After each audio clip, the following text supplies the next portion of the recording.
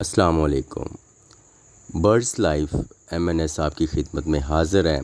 आज हम ईरानी तितर के बारे में बात करते हैं। ईरानी तितर एक अनोखा और ख़ूबसूरत परिंदा है जो अपनी खूबसूरत आवाज़ और चुन चुन अदाओं से सबको अपनी तरफ तवज्जो दिलाता है। देखिए कैसे ये ईरानी तितर अपने बच्चों के साथ खेलते हैं और इनके लिए अपनी ममता और प्यार को दर्शाते हैं।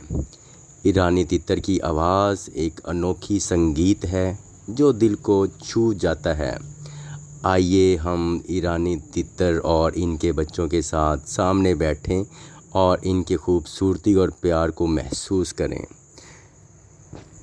देखें ये तितर के पास हाथ लेके जाते हैं तो इसकी ममता, इसकी माँ की ममता देखें किस तरह उनको बचाने की कोशिश करती है।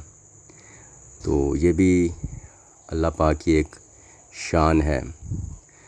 तो दोस्तों उम्मीद करता हूँ ये वीडियो पसंद आई होगी। मेरे इस चैनल को सब्सक्राइब करें, शेयर करें, लाइक करें। बहुत शुक्रिया सब दोस्तों का। अस्सलाम वालेकुम।